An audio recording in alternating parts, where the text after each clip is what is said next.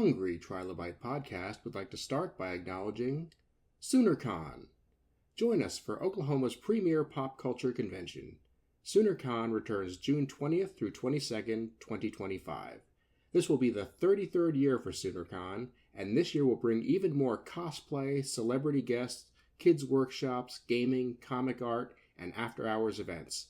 Visit Soonercon.com for details. Here today, we have Dennis Valencia. How are you doing, sir? I'm doing excellent. Good to be here.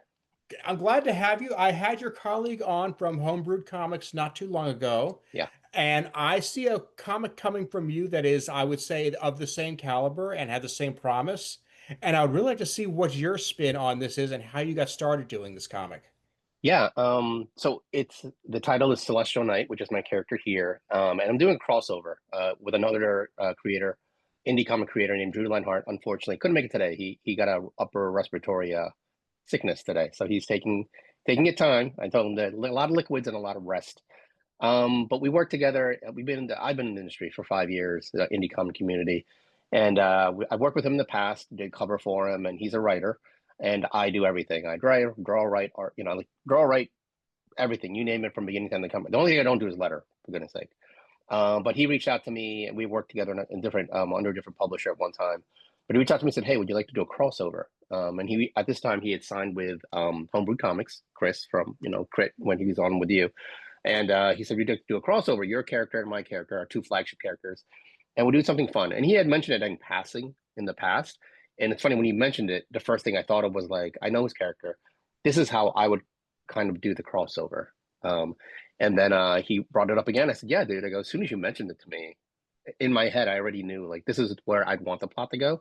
This is what I think. And then he hit me up with his side, and as the writer, he just brought it together. And then we brought in an artist to do the art chores, and I'm doing the inking and the coloring. But it was fun. It was fun to do a crossover with two different characters. I'm not sure if you've had Drew on or know about his character, Caspian Porter. I had tried to get him on. Okay. It didn't work out for tonight, but Okay. I'd like to see him down the road.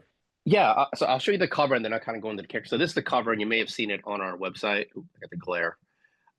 So that's the Caspian Porter versus Celestial Knight, and that's going to be the cover. I drew this and I colored this one, and this is the main cover. We're going to do like a hollow foil for it, but the main characters are Caspian Porter, and that's Drew's character. He's been writing him, I think, for the last 5 years. He's a space delivery man. So basically, he has a sidekick, like a robot named Kirby, and basically they do space deliveries, and he gets in trouble and shenanigans on every time he does a delivery or where he goes. And in this instance, in his first issue, he goes into a wormhole that transports him to a different planet. And again, his shenanigans continue. But he decided to do that wormhole and goes to my universe of my character. That's Celestial Knight. And I created him, and I'm going to date myself, Aaron. In 1987 is when I drew this character, the first time I drew him. And yeah, I drew him, and I actually, in issue 1, you'll see the actual drawings from 1987 of when I drew him. 5 years ago, when I was working with some gentlemen, they said, do you have your own OC, your own character you want to talk about or create? And I said, yeah, I've always had someone in the back burners since 1987. And that's how Celestial Knight finally got to see print a few years ago. And then that was the one that, Drew said, hey, let's do a Caspian Porter Celestial Knight crossover. He's going to cross over into your universe, and shenanigans will happen on my planet. So that's pretty much it. My guy, Celestial Knight, also has a sidekick. He is a dog named Norman, which is my dog named Norman. So it kind of lined up. Mine is the space character fighting kaiju on Earth to save planet Earth from the kaiju with his dog Norman. And then he has the space delivery man who's getting the hijinks with his sidekick, which is a robot named Kirby. So just a question. Yeah. How many issues did you have down before you and Drew got the idea to do the crossover? Yeah, so that's strangely enough, I only had one. That's what I was thinking. Okay. Yeah. And I know it's not the exact same scenario, so I'm not trying to push the comparison, but to me, it seems like when they decided to try to cross over Usagi Yojimbo with the Ninja Turtles, and then they just looked at it and said, this just works. This felt like it was always supposed to be. That's great. And it might be the same thing with you and Drew. Yeah, God, I mean, if we could only make that comparison, like those like legends of indie comic community. For me, it was, I released issue 1, and it was 2 years ago. That's how far it's been. And I really got a lot of really great reviews from people who bought it. Like it wasn't, websites or like that.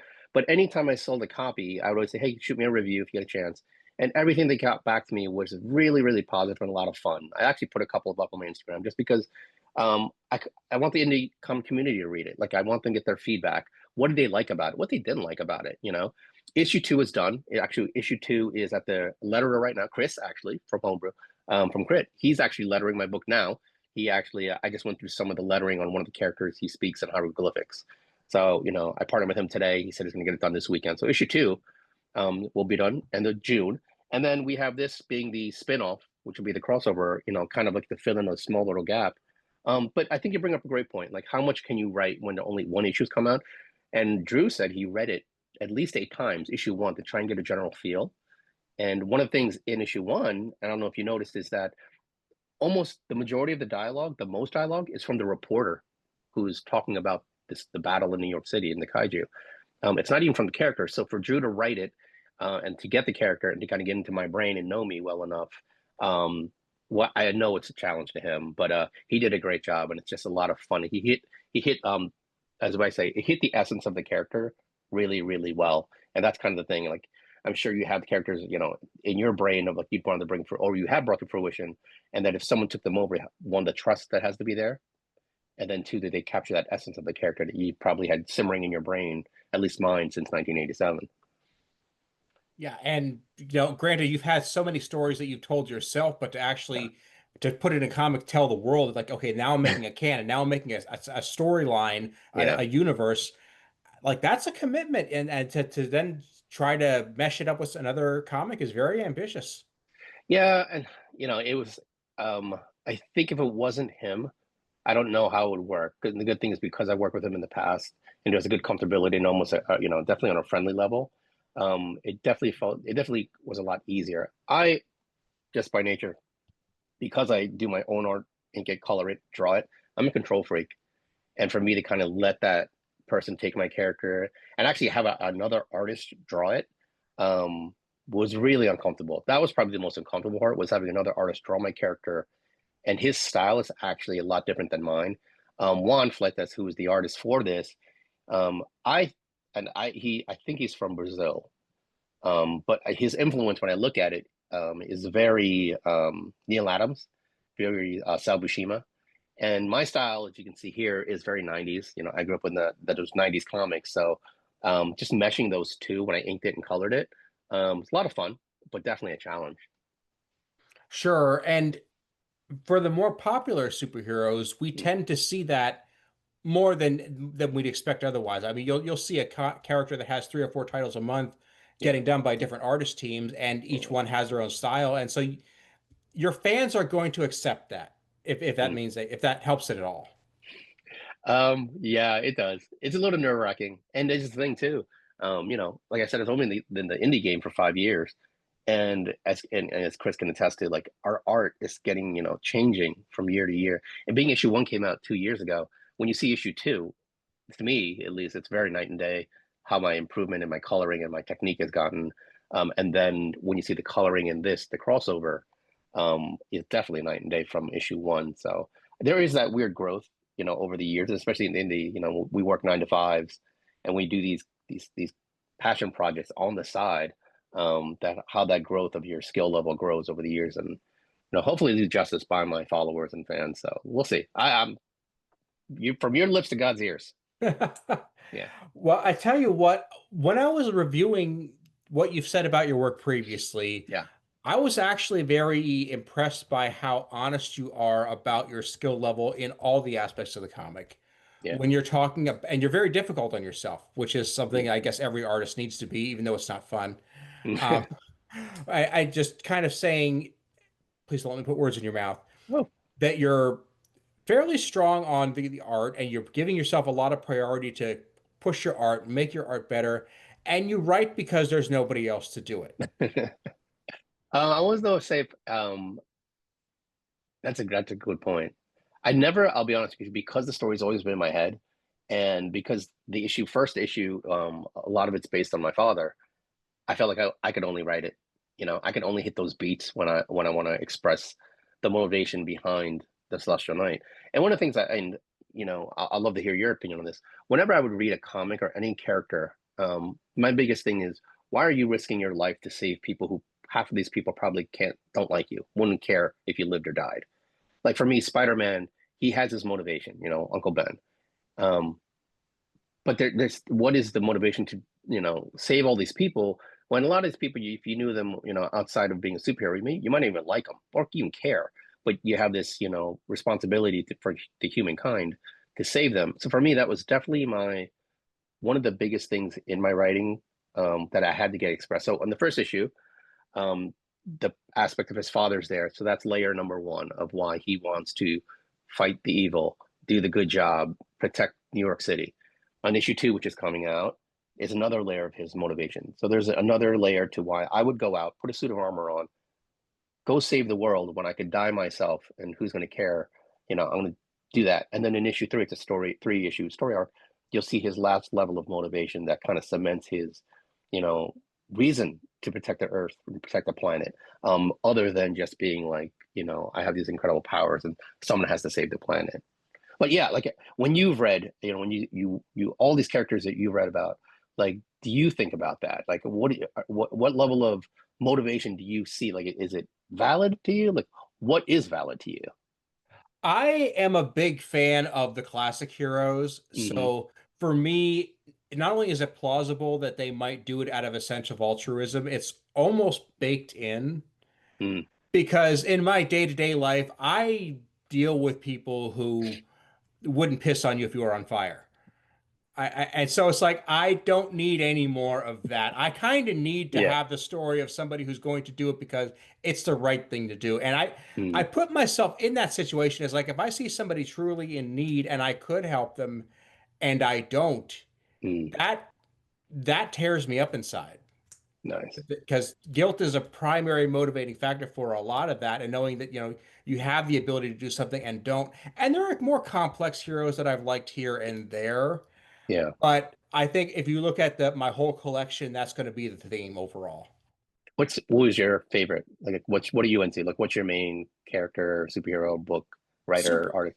Superman is a big one. Nice. Right behind that is probably like I would say Robin and Supergirl are probably on a par. Very cool. I do like Batman, but I feel like he gets a lot of play and not always for the best reasons. Yeah. So I kind of don't talk about him as much. Yeah.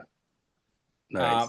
I don't do Marvel as much just for budgetary reasons. I love it, but you know, you can only buy so much and comics get expensive when you buy 10 of them a week. So Yeah. Yeah. I mean, at that price point where I think the lowest is, was it $4.99, $5.99 now? I can't even remember. I think you can still get it for about 3 if you look for it. The Okay. indies especially. Yeah. Nice. But yeah, look at 4 or 5. Gotcha. Favorite writer, artist? Ooh. I would say Gail Simone is probably my favorite art writer. Nice. Birds of Prey. Nice. Oh yeah. I mean, just Yeah. not only everything she's ever written, I thought was very clever. Artist, maybe Cat Staggs, but I'm just good. Who's Cat Staggs? You're stumping me. I'm gonna write this down. That's a DC Comics person. Okay. Very popular person on Wonder Woman. Okay. Nice. Has been on the show a couple times if you want to check out. Yeah. Nice. Okay. But yeah, you know, that's my modern. Now you talk all times, you can't say enough good things about John Byrne. Gotcha. So my style, my favorite artist is John Byrne. Like, I know my style might not reflect it now, but I mean, I got hooked on him. My brother's best friend, I couldn't afford the comics when I was a little kid, but he had a stack of like the classic, you know, Uncanny X-Men. And I think I read, it was issue 115 where it's Sauron when they went to the Savage Land. And there was a double page spread of Wolverine hitting Sauron. And that moment on, I'm in. Like, that was my art style, and that was it growing up. Of like, I couldn't get enough of him. Yeah, he's my guy. There was a phase, and we're kind of past it now, where comics took on a very overly detailed look. Yeah. It was right around when digital processing got big and got cheap. They just tried to throw so much detail in there, and for me, it caused my eyes to just kind of glaze over. John Byrne and his peers, a lot of people at the time did the same thing.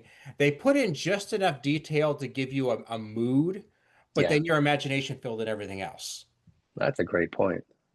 And Yeah, I look at there's I don't know if you see, you know David Finch, right? Mhm.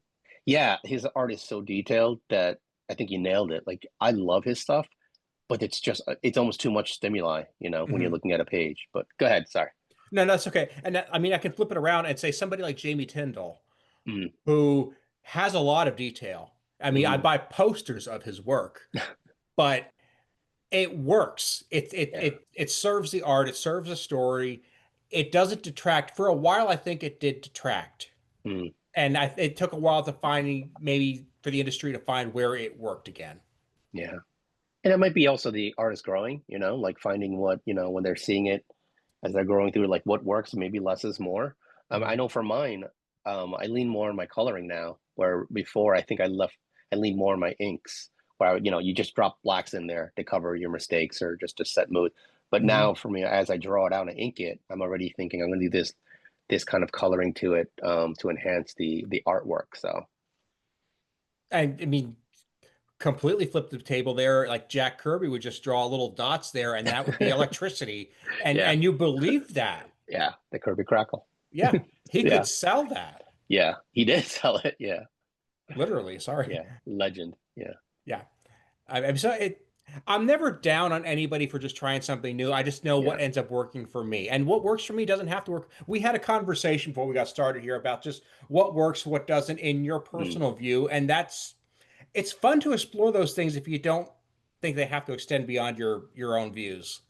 Yeah, I think I actually brought this up. I was talking to a buddy of mine, and it came up to be like, you know, you know, and it may never go this way of like, you know, it was swinging. The conversation started swinging political, and you know, and I just kind of nipped it in the bud and said, you know, we all have different points of view, and you know, whether you agree with it or not, I'm always here to listen, and Mhm. I'm always here to grow from it. I may not agree with you, but I definitely always want to listen, and I can understand. I can understand a lot of different points of view. I just don't have to agree with it, and I'm not going to judge you. You know, I'll say lightly. But you know, like I think everyone has the right to voice their opinion. But yeah, I love that. You know, like you know, as we kind of go through these process, you know, like you want to have these different sides, you know, and I know like for me, 10 years probably wouldn't have been where I am right now. You know, is my Mhm. mindset. So So let's talk about where you're going there. yeah, So you've got a couple issues under your belt. You have yeah. a crossover planned, more issues down the road. Have you really scoped this out to see if it's going to be a mini series, an ongoing series? Is it part of a bigger project?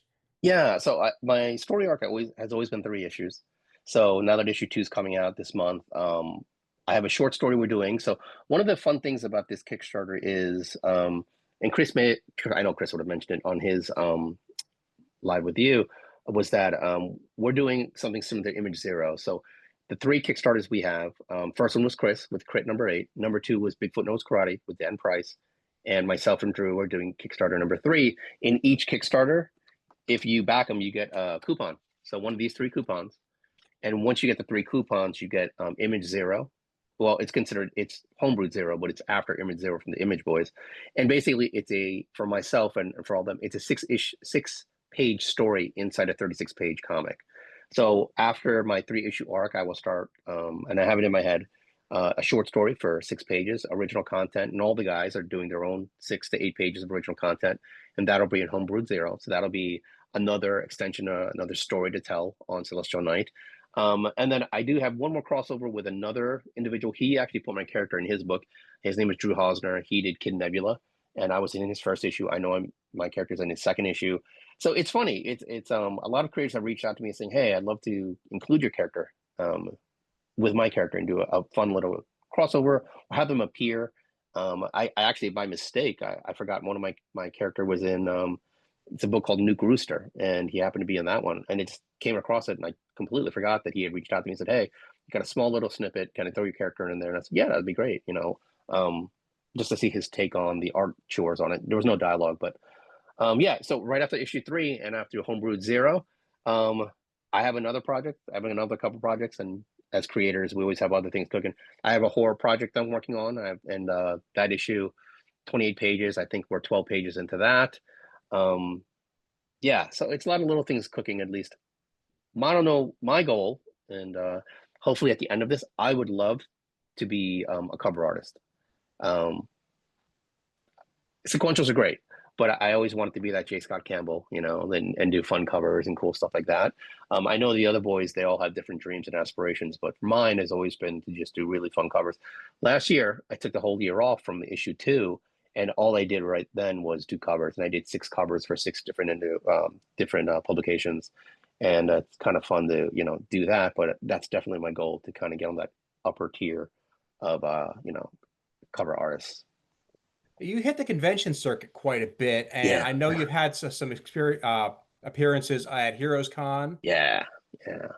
Do you ever Go ahead. go ahead? I said, do you ever get some blank variants and offer them to people as commissions?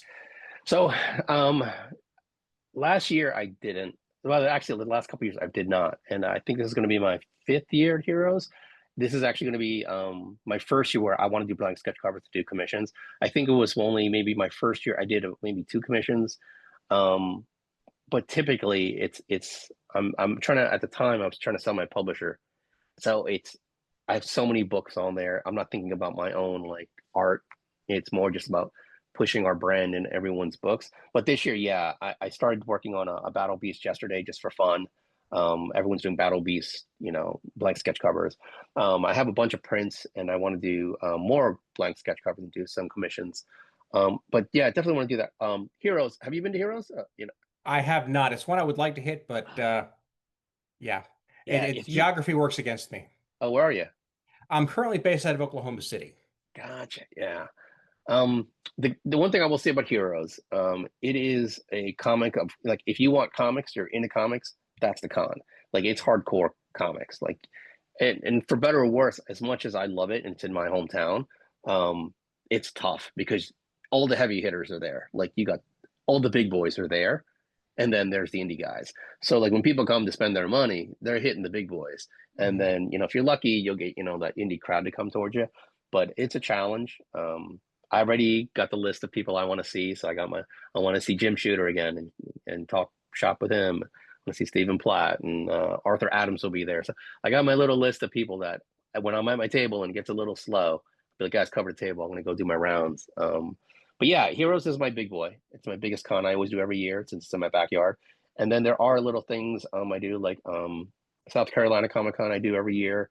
It's got a little bit tradey, a lot of trade. Like they've been doing a lot of more like arts and crafts, which is a little bit of a turnoff. And then I'm doing Rock Hill Comic Con, which is again in South Carolina. So Chris gets around a lot more. And I know he's invited me to a couple, but it just depends on my kids and the life and the wife and all that kind of good stuff.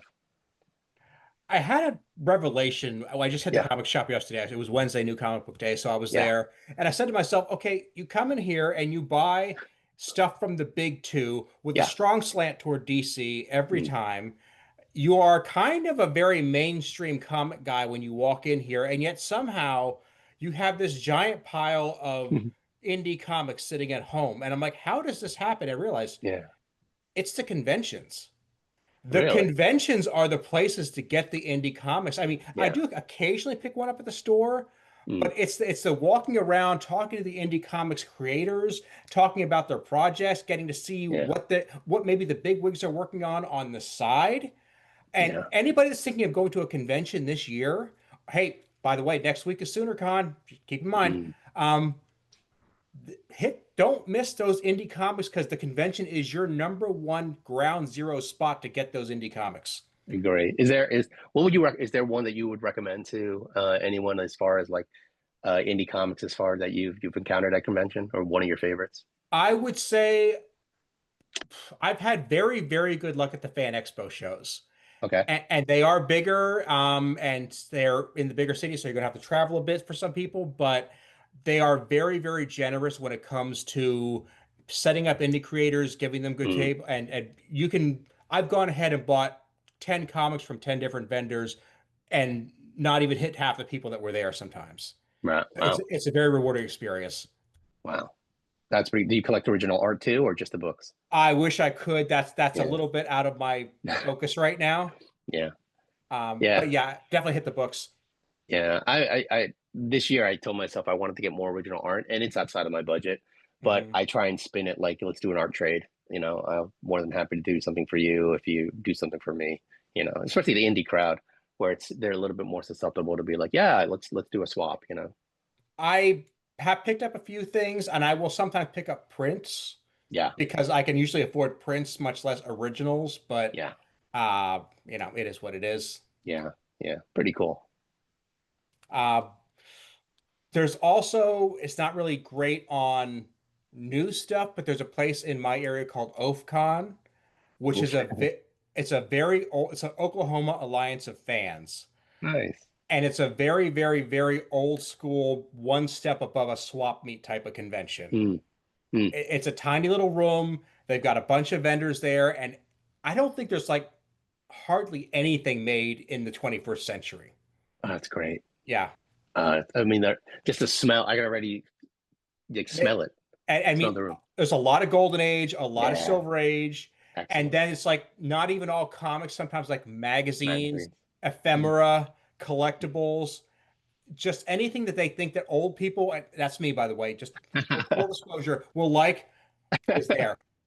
And That's that's why I funny. start limiting myself because I go there and it's like, holy crap. Mm. I want to take this home and I know it would be stupid. I got to do it. Yeah, I think storage becomes an issue after a while, Mhm. but yeah, I know I understand that feeling. Yeah. So you're going ahead, and do you have any convention plans for the rest of the year after HeroesCon? I have that South Carolina. It's the Rock Hill Con in Columbia. It's in August. It's a small one, but it's again, it's in my local neighborhood. So Hmm. I think one of the things too this year, at least 2 years ago when issue one came out, I ran the circuit, and I mean I hit the big cons. Like I really unloaded the tank. I hit all the big cons. And then this year was really like I need to do more cons that are local. I need to get to know people to know me as a local artist. So the ones I at least signed up for this year were all local. Even new comic book day, I'm sorry, free comic book day. I did signing at my local comic shop. The second year I did it, I just got to know more of the people out here, and I need them to get to know more me. I think it's just intrinsically it's important for me to meet them before I start venturing off into the big boy world of like those big books. And I think I did it backwards, where I should have started here and made my way out there. But I know that the long game, it's going to take years and years and years. So I always judge myself. I started this 5 years ago. How many books have I done? So hopefully by the end of this year, I have 3 books, but I've already done like, I think I'm up to maybe 10 to 12 covers in the 5 years, which is great. And then I signed with the publisher, see distribution in January. So making those baby steps, making those baby steps with Homebrewed Comics. But I always see all these creators I admire and I look up to, and then I hear about their journey, and their journey is like insane. Like I love like one of the artists I follow, John Jiang. I mean, gosh, it took him like 20 years to be where he's at now, and I'm like, to me, he's a legend already. But Hmm. just their journey it isn't immediate. It's very few and far between. And even like Mark Spears, I mean, that gentleman, gosh, I don't know how long his journey was, but he's not young. He's long in the tooth, and he's finally hit his stride. With the community. So it's something where you just got to keep grinding. I do know, and I don't know Mm. what you consider to be local per se, Mm. but I would at least take a look at MegaCon down in Ah, Orlando. yeah. It's run by the same people as the FanExpo conventions I mentioned, and Okay. I have not been to it, but I've heard very good things. And Yeah. knowing the people that work with it, I think it will be great for you. Okay. My buddy of mine went. He went to both years. He had a great year the year before, and the year after he did not. But he just thinks it's all about like location. But yeah, that's definitely like MegaCons. I think they're considering at least this year it moved into the top 3 cons like to go to or table at. Really? Okay. Yeah, yeah. I think it was San Diego, New York, and then MegaCon. Like that's crazy to think of. Like they moved up the ranks that fast. Yeah, Yeah, that's pretty awesome. And hey, yeah. anytime if you want to ever want to chat this stuff up, you can hit me offline and we'll talk about that. But yeah, because this is what it's all about. It's like building your community. You have the right idea by, making sure your home base, your local area really Yeah. knows who you are, building your fans there, and see if you can get some sort of crowd going there. Because I'm sure that you're getting people to give you feedback on what they like, what they're getting out of it, and that might lead to some projects in the future. Yeah, yeah, you'd hope. Um, on my first year, I did this really small con in Winston-Salem, which is like an hour and a half away. and there are 3 indie creators there, and at a table. And I was watching, and this is my first con, more or less, pretty much my first con jumping into the community. And I'm watching these 3 guys, and I know they told me they've been at it for I think 3 years at the time. And in walks these 2 kids. I mean, they must have been 12 years old. And they ran to the table, and basically, from what I heard, was that they come to see them every year, these little kids, that they love their stuff. And they were almost like their little groupies. Mm-hmm. And I thought it was great. I'm like, oh my gosh, like every time they do this con, these kids come in and they're looking for their new product, their new books. And I'm like, that's what I want. Like I want the young little ones to come in, and I have new books for them and new cards to show them, and I want to get them into comics and really get that part of the community into the books. Every time I do, like in Heroes, I always have free stuff for the little ones, whether it's art I drew, like little cards I can just hand out. I have big poster prints that they can color. And if I see someone walk by in a Pikachu outfit, I'd be like, hey, you, Pikachu, get over, give them a Pikachu card or anything. Spider-Man outfit, here's a free print of Spider-Man. It's black and white, so you can color it. But that's if I can capture any of the audience, I'd love to do that. I think that to me, that's more special. But yeah, I definitely want to get more into that local base. I know authors who get fans who will buy any book that's new. They hit them up at the cons like, what's new? That's okay. And that's the entire conversation. I know celebrity guests who will have fans who will see them 3, 4, 5 times in the span of 3 years. And it's like, it's just because they want a different photo signed. They have 3 photos at home now, but if this one is new, they want that one too. Interesting. I'm not that fan. I don't do that, but I get where they're coming from because they've had that relationship with that creator that you're going to create. Yeah, and that's great. Like that support. I mean, I know all of us want that, but there's there's that connection. Like, how did you establish that connection? Was it as simple as like for them? Is it connecting with that character on a movie they played or something like that? On my level, like, what is that connection? And I'll be honest with you, as an indie comic creator, you may buy this character in this book because he looks cool, or you might hear me talk about him and you're like, oh, that sounds right up my lane, a superhero. He has a dog named Norman. He fights a kaiju in Times Square.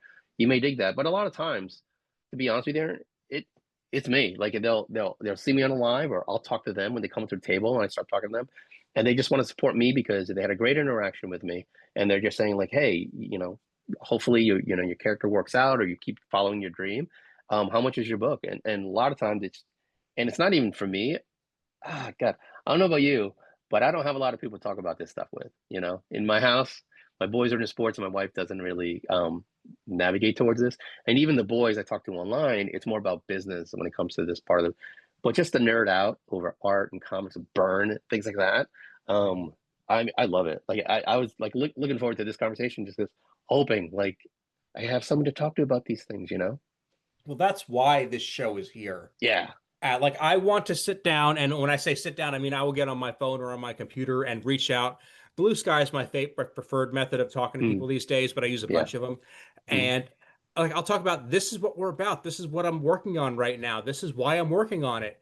And I get people to chime in on it and they get behind it. And sometimes they seek me out at a convention and say, hey, that was cool. What about this? Can we try that?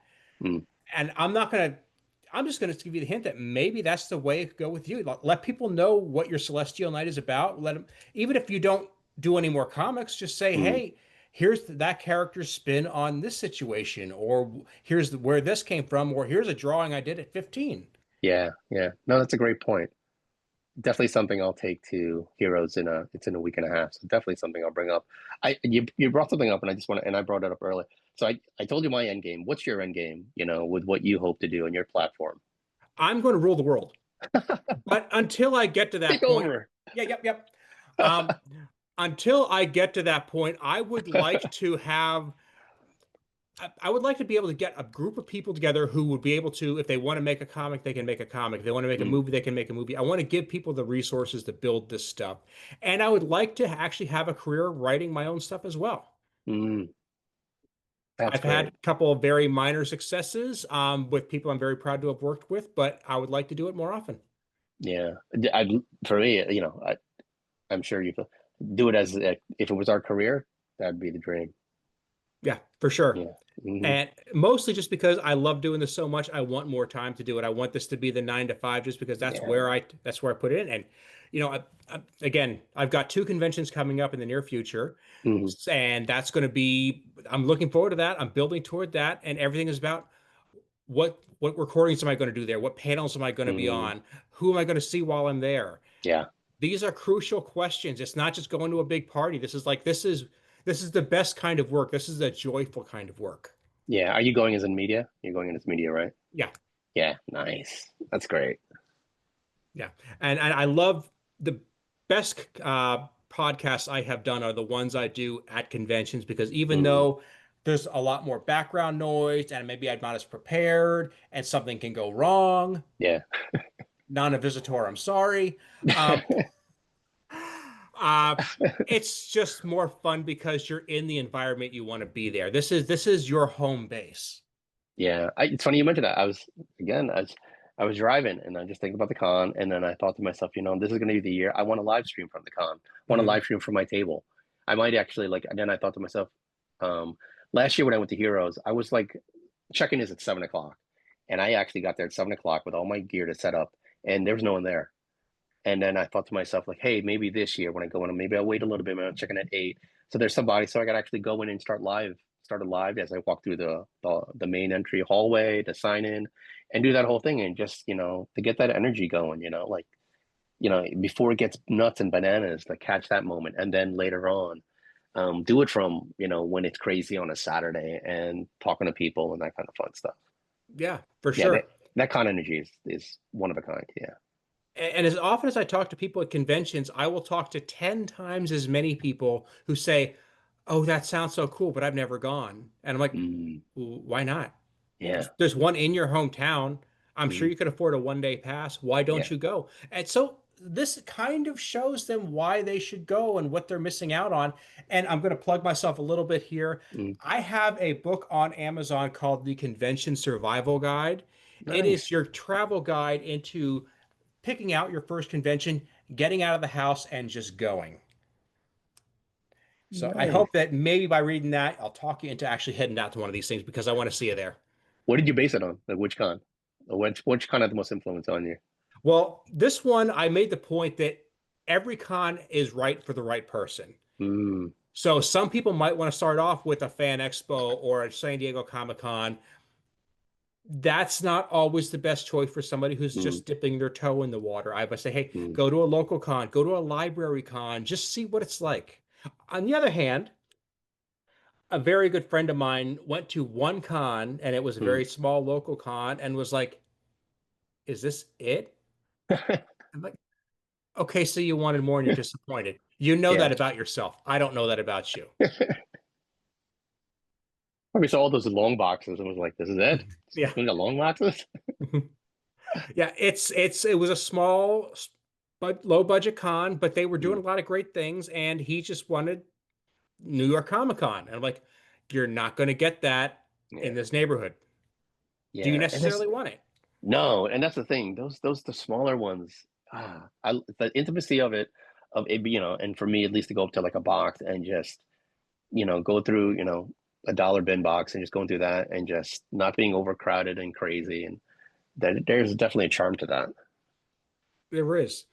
And I have found that there are great cons, large cons, Mm, run in some somewhat not out of the way places, but unexpected places. Like, I've heard great things about conventions in Seattle and mm, Nashville and Pittsburgh. Now, these aren't small places, but they're not the first names that roll off the tongue when you think comic book convention. yeah, definitely not. I know the one well, if it's the Seattle one, I want to say it was God, I can't remember, the E2C2 or something like that. But yeah, I think it's funny you mentioned it. A lot of times the most I get, I will say, and at least I could be wrong, but a lot of people that approach my table are new to the convention. And Mhm. typically at Heroes, it's because they're staying away from the big boys because their lines are crazy. So they come to where we are, where there's a lot more breathing room, and then they stop at our table and they say, it's my first time here. They just want to see what's going on. And usually my first question to anyone who approaches my table is like, what are you here for? Like, are you here for the autographs and meeting the celebrities? Are you into comics? Are you into Funkos? Like, are you into anime? And that usually starts the conversation of like, what are you here for? And if anything, a lot of times they'll see things that I don't have to offer, but I just love the conversation. That pop culture, nerd culture conversation is just awesome. It is. Yeah. And it takes on a whole different tone when the person realizes that you're there to sell something, but if they're not going to buy, that's okay. You're just happy to have the conversation. Yeah. Yeah. And there are people who are just like, you know what, you're not going to buy anything, get the heck out of here. It does happen. Yes. It's not really the majority of people, though. Yeah. Yeah, it is an uncomfortable feeling of being on the other side of the table because I feel like they expect me to say that, and me just being me, I'm not. Like, right. I just being genuine. And it's funny because Chris would always be like, "Hey, if you're gonna go to a con with Dennis," because he knows everyone. And I go, it's not that I know everyone, but I'm in my lane. Like, it's in my environment. Like, I nerd out. And I'm not afraid to go up to someone and be like, "Hey, like, I love your stuff," or "What's your name?" or just, I'm that guy. So Chris is always like, everyone. I go, no, just because this is what I'm all about, and it's actually having one location where all this nerd culture is. It's so great. But it's just being genuine. Like, finally having someone to talk to about this in one setting is great. I'm going to say something that I know you already know, but the audience and the people who haven't gone to cons might not get this, and because I used to work retail in a different lifetime. Okay. Selling computers, people coming in to buy stuff, their last thing just broke. They have to come in and replace it because they have term paper due tomorrow. These are people coming in upset, lots of stress, lots of tension. That's not a fun conversation. Right. Convention sales are a fun conversation because people are there specifically for the reason to have fun. They might be having fun buying from you. They might be having fun elsewhere, but they are there to have fun. So everything starts off in a much more joyful tone. You can enjoy yourself. You can have a great conversation because you're both there just to embrace a weekend of fun. Yeah. Nerdiness, geekdom. I think I'm going to bring that up. I think that's how I'm going to end like every transaction, or not even every encounter. Like, are you having fun? But are you having fun? Like, go have fun. A lot of times, even when they're not buying and we just have a nice talk, I said, go run the floor. Like, the convention's huge. Just, you get a chance, stop back. I'd love to meet you. Love to say goodbye. What's your name and all that. But I think I'm going to take that at least this time and just be like, go have some fun and come back and tell me what, how much fun you had. I think I'm going to do the same thing because that sounds like a great idea. Yeah, it's good. I'm stealing that. We're going to steal from each other. There we go. And I tell you what, I think that's a great place to end it because that's a heck of a good idea. But I want to give you a chance to let people know where to find your book and where to find your socials and where to find you physically, because we already talked about HeroesCon and South Carolina Comic-Con. Yeah. Where else? So at least on my socials, it's DR Valencia Team No Sleep. So I'm Team No Sleep because I'm usually spending time with my family, and then when my family goes to sleep, I'm up to 1, 2, 3 in the morning, drawing, and writing. So I'm Team No Sleep. So you can find me on Instagram, find me on Facebook. The campaign, Celestial Knight vs. Caspian Porter, is on Kickstarter. It's going to launch on the 25th. We have tiers for everyone. I'm not that guy. Like, I want everyone to enjoy this book. So even if you can back us with a digital, $3, get the digital. Hopefully you enjoy this fun story and enjoy what we bring to the table. That'd be great. But if you want to sign up to get notified, just go to HBH Comics, Homebrewed Comics, and you'll see all our campaigns. If you can support all 3, that would be great. You get the coupon. You can get Homebrewed Zero when it finally comes out. But those are the big points. See us on Homebrewed Comics website. That'd be great if you could sign up or go to Kickstarter to sign up for notifications. Celestial Knight vs. Caspian Porter. And so, thank you so much, Dennis, for being here. I'd be glad to have you back anytime. And if I'm in the Carolinas, I will look you up. Yeah, totally. And like I always say, just keep in touch. I don't get to talk this fun stuff. I love it. I love it. So yeah, all my socials, hit me up. That'd be great. Will do. I'm already following you on Instagram. Yeah. All right. Thanks, Aaron.